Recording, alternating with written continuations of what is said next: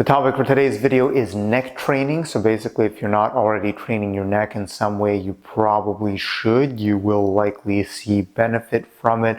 I think there's a lot of good in having a strong, mobile, healthy neck. These exercises might even give you some gains. So you might even get a thicker neck from them, but I can't guarantee anything. Basically, it's another one of those elements in fitness that I don't see enough of that I think is very important. I know from my personal experience, from my neck training, I have prevented a lot of injuries. I have done flips where I literally landed on my head and I felt okay, and I think that was largely due to the amount of neck training that I have been doing. So I do think it is super important. Even if you're not planning to land on your head, you should never plan to land on your head. There are a lot more benefits to training your neck. So all I want to do here is just offer a few concepts that you can use in your fitness protocol, however you want to. The only disclaimer that I'll give is go slow. Do everything with control, and if you're new to neck training, do less than you think you have to do, because it's likely you will be sore for the next couple days until you adapt. So just keep that in mind.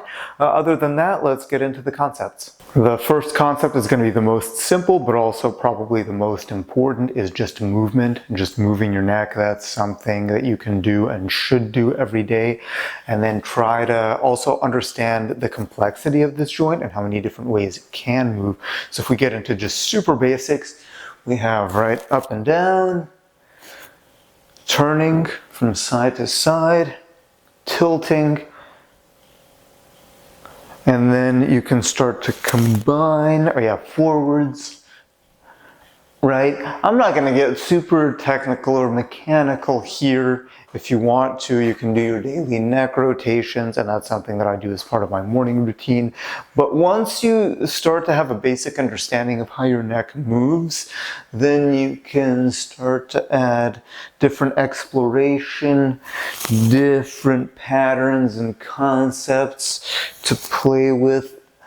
Just moving as much as you can. Of course, disclaimer, go slow, especially if this is new for you. Don't put yourself in these weird positions without taking the time to really develop all the range of motion. But one thing you can play with is, if I go as far as I can in one direction, I can try to force going further, right? So it's like, find what your limit is and then go a little bit further. So that's one thing you can do. So it's not just movement, but you're adding a little bit more kind of active flexibility and strength into it. You can start to add speed if you want to. Now this is very advanced, but you can start moving fast. This is, again, of course, I have to disclaimers all the time. Go at your own pace, go slow. A lot of the training that I've been doing involves stunts and fight choreography. So oftentimes when you're taking hits, taking reactions, you're doing some very fast and aggressive movements of the neck. So that's something that I would warm up to be able to do, but also slowly work up to it. Make sure you have all of this range down and within your control. It's likely that you're going to hear some creaks and some cracks and pops. I wouldn't worry about that too much, as long as you're not feeling any kind of pain or pinching sensation. If you are, hold back, go slower, make sure that you find that length in the neck as well. So sometimes if you shorten things, I don't know how visible that is, you can get more of that pinch. But if you think about lengthening first, like if I'm gonna stand, pushing through the top of the head, and then I can kind of start over and find those positions. But basically, like I said, I'm not getting too technical here. I'm just thinking of this as an exploration. How many ways can the neck move? I'm going to try to move them, the muscles in the neck, in as many different ways as possible. And then when I feel better about it, I can add tension and I can add speed. You can do some variation of this every day, some kind of neck movement, whether it's part of a morning routine or you just, you're sitting at your desk, you get up, you do some neck rolls. All of that's going to be just fantastic for your overall joint health. So that's something I recommend doing. And that's probably, of the three concepts that I'm going to address today, probably the most important. Just movement. Next concept is just some basic strength training, a little bit of resistance. My preference is a rubber band. The thickness doesn't really matter because even if it's a thinner band like this, if I need more resistance, I can just fold it in half. And this is kind of a self-resisted exercise. If you don't have a rubber band, you can use a towel, you can use a shirt, you can even use your hand. But I do prefer the rubber band because I like the way it feels better when it has that little bit of stretch, that little bit of elasticity and suspension. So the basic protocol is just going to be 4 directions, and then there's a way to add a couple more challenges to it. So 4 directions, side to side, backwards and forwards. I'm going to go backwards first. So my neck is a little bit stronger here, so what I'm going to do is double up the rubber band. And I'm going to have my thumb here, and all I'm doing, this is just a self-resistance exercise. I just have better leverage with the band or the towel. I can do isometric holds where I hold and push against the band, or I can do just some reps where I go through the full range of motion. My preference is to do the reps slowly with isometric holds, but basically I'm pulling down, I'm maintaining tension the whole time, and I'm going through that full range of motion. I typically do this for sets at 5 just because it's a good number, but it's up to you how many you want to do. As I mentioned before, if this is your first day doing these exercises, do less than you think you have to because you will be sore going forwards. And you might get some looks in the gym if you're doing these, but just wait till the next protocol. So same thing, I'm gonna put it on my forehead, I'm gonna push myself back, and I'm just gonna slowly push my neck forward against the resistance. So all the way back, all the way forward. Slow, controlled is much better than trying to go fast. If you want to add speed to these, that's way more advanced, but I think you get a much more beneficial pump and understanding and control if you just keep a slow pace, keep constant resistance, and it's self-resisted, so you just push as hard as you need to make it challenging. Sideways, I'm going to, same thing, loop this guy around my head. I'm going to go here, get a nice stretch, maintain constant resistance as I pull the neck against the band. Again, it's hard to monitor really how much weight you're putting into the band. Stronger band doesn't necessarily mean the exercise is harder because it depends on how much you pull. So I just keep it really simple, just make it challenging, right? How do I know it's challenging? If I do like this, I don't know how visible it is, but it's not very challenging. But if I do, make sure the band doesn't slip off, if I add more tension, I start to get that little bit of shake, right? Then I know that I'm really working the strength of my neck. So just keep up the intensity, make it difficult, and again, be careful how much you're doing if you're not yet accustomed to these exercises. Now, if you want to add a little bit more complexity, again, at your own pace, go slow, I have to repeat myself too much, you can add some twists in these positions. So for example, if I do an isometric hold here, what I can do is start to twist my neck back and forth as I do that same up and down exercise. So now we're really getting into some more complexity, right? Isometric hold, twisting, so it's going to change the angle of the force. And here it wouldn't be twisting, but I can go up and down with the neck as I maintain that movement and resistance. So other side, try not to get it to slip off my head, that's not going to be fun. So this is just a way to add another dimension to the movement. Again, it is more advanced. The speed that I'm going at, I can do that because I've done these for a certain amount of time. I'm acclimated to them. If it's new, this is like half the video is me telling you to go slow. Trust me, you will be very sore after doing these.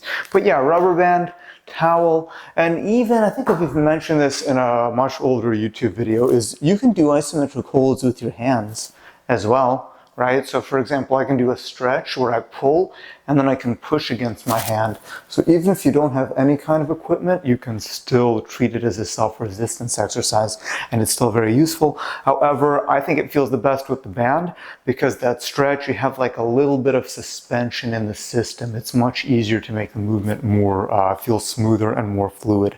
So yeah, that's just basic neck resistance. Give it a go. And then we have protocol number 3, which is my favorite. And then the final protocol is my favorite because you'll get the best looks in the gym for this one. This is what I call the goat exercise. And not goat because it's the greatest of all time. Goat because you're literally acting like a goat or a ram. This one, you're gonna want either a Swiss ball. Size doesn't really matter, really any kind of Swiss ball works. Or if you don't have one of those, you can use like a stretching pillow. It's fairly dense, and the reason is just to make it a little bit softer. So I'll show you with the pillow first because the ball got away from me. But basically what you're gonna do is you're gonna take the wall and you're gonna lean into the wall, but you're gonna do that with your head on the ball or the pillow. And the more you lean into the wall, the more resistance it's going to be. So if I go straight, like with the top of my head, I'm getting extension, right? And I can really lean and push into it like there's a goat on the other side and we have to fight for dominance or whatever. And then I can get into angles as well. So have it a little bit higher. I can go.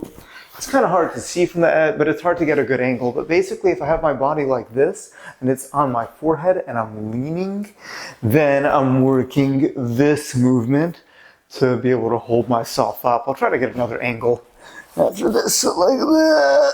Ugh. I can do the same thing sideways, lean into it. I can do the same thing other side, backwards. It's kind of like a modified wrestler's bridge. And I can change the resistance basically by how much I lean into the wall. So the more upright I am, the less of my weight that I have to hold up with my neck. The more tilted I am, the more off balance I am, the more I have to hold myself up, the more tension the neck is going to have, the harder it's going to be. Okay, with the Swiss ball, in my opinion, it's much better. So I'm gonna push, making sure I'm in frame. Oh yeah, I'm just gonna push. And I like the Swiss ball better than the pillow because it pushes back, but it absorbs a little bit, so it's smoother. Feels a little bit more refined. I find the height and I push and I lean and I can feel the neck tension. I don't know how visible it is, pushing with the top of my head. Then if I go forehead, I can push with the forehead. And I can lean a little bit differently.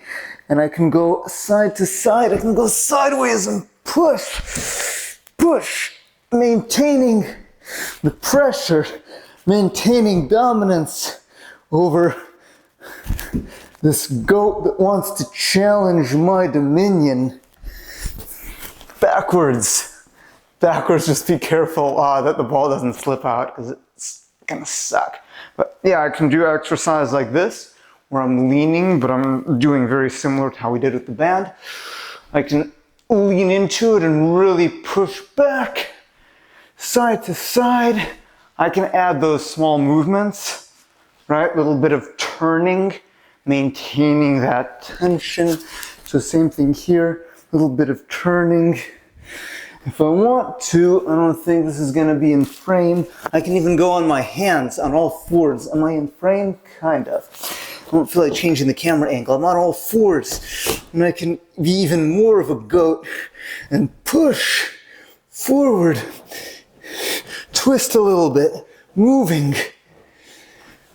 As always, go slow, go at your own pace. I love this exercise because it's worth doing in a public gym because you probably make it on the whatever gym fails videos, but it really is a fantastic exercise.